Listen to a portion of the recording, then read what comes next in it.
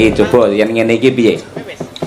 Iki selalu hadir di dalam pertunjukan dalang siapapun juga, pokoknya wilayah Magetan, wilayah Ponorogo, Madiun panjenengane mesti kepareng rawuh. Assalamualaikum warahmatullahi wabarakatuh. Waalaikumsalam. Saking nah iki Mbah No Kulit Petung Rejo Nguntara Nadi ngersakake gending pepeling lestari karo tambal ban. Ya, kagem Bapak Surasa, Ki Cahya Kuntadi, Mbah Trima, Pak Guru Yitna, Pak Sun. Sapa iki? Nggih. Nggih, heeh tulisane ngono panjenengan. Pak Sun Gondrong, Pak sapa Saipul, Pak Kaji Endi. Ha iya, Njajal bawa dandang gula pepeling. Ha kaya apa nggih. Coba niken men ngaturake ayo nggih. Pamundhut saka Mbah No Kulit sing biyen wis paring tandha tresna karo awake dhewe wujude sandal kulit temenanan. Iya, isih seprene isih kare siji tangke Jumatan ilang kok, Nduk. Ayo. Sapa ngerti sesuk diparingi neh. Ayo nggih. Ya, Nduk, kan? Yuk. Rukun Islam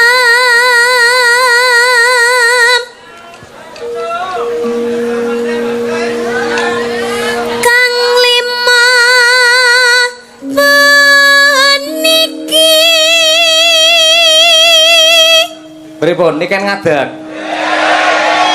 Niken ngadeg? Niken ngadeg setuju? Sing banter sing semangat niken ngadeg setuju? Setuju ae kari nonton ndek ae. Sing nonton ya pirang-pirang sing nanggap parang-arang gumun ae. Ngadeg kok nduk alon-alon nduk coba kaya apa. Nah, ben marem piyai kene ayo. Nano. niki jumeneng Pak. Iya, jumeneng kaya apa. Mboten apa-apa. Ora apa-apa nggih. Nggih. Nah, dasar ya dedeke kaya ngono. Ayo.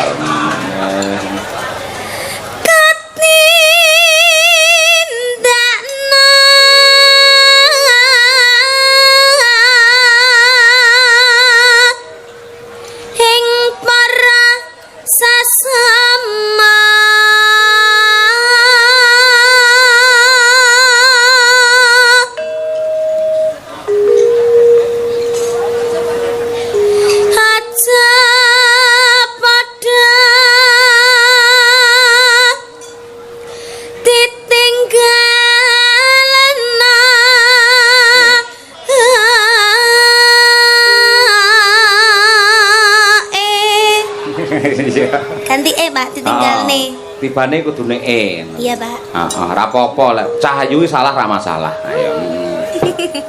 Noneno. Ya. Rukun Islam niku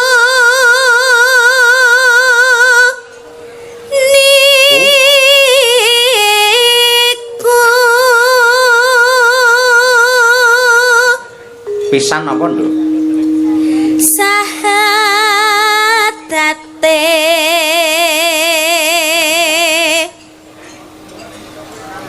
kang angka siji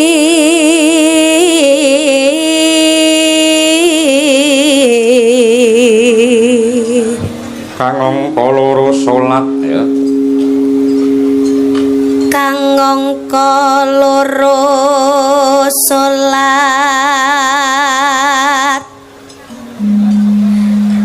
dene kang telu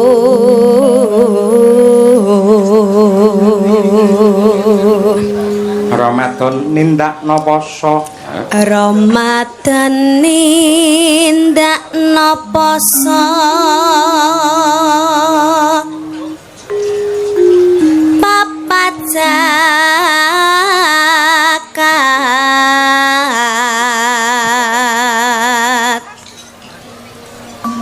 ping 5 ibadah haji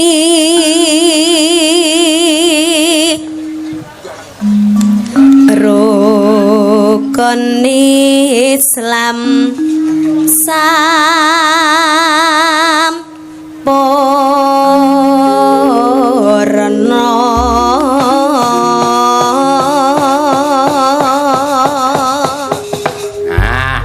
Sadurunge sampean nembang lagu pepeling, ayo matura dhisik marang keluarga ageng Bu Sri Yatmi lan ugi Pak Yayan, Pak Rasa. Sampean wis dipiji sowan ana ing dalem kene, kira-kira arep matur piye? Nggih, ngaturaken matur sembah nuwun sanget kagem Ibu Yatmi, Bu Yatmi kalian Bapak Yayan, Pak Rasa. Sampun. Wis. Nggih, ngaturaken matur sembah nuwun sangat sampun nimbali kula kalian Bapak Yoyok sak rombonge, mugi-mugi tansah pinaringan. Sik omong aku rumangsamu bakul soto napa piye? Bapak Yoyok sak rombongan, sak rombonge lho. Mboten beto rombong, Mbak. Ora nggawa, ora nggone truk kok ora ngawur. Bapak Yoyok sak rombongan. Betul. Mugi-mugi tansah pinaringan sehat slamet wilujeng, tansah pinaringan kebahagiaan, seger waras awet leh momong anak putune. Mugi-mugi tansah pinaringan panjang yuswanipun, rezeki ingkang kathah barokah ora lokaning malah kebak. Amin. Ndongakne kagem almarhum Mbah Sarni sing 1000 harinya tepat pada hari ini piye? Nggih, mugi-mugi saged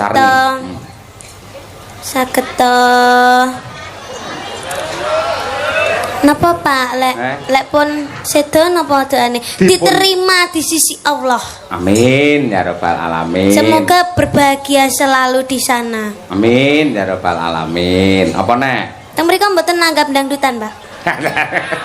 Apa enek kok ceritane kaya ngono kuwi, ora ana kono dangdutan, ora ana.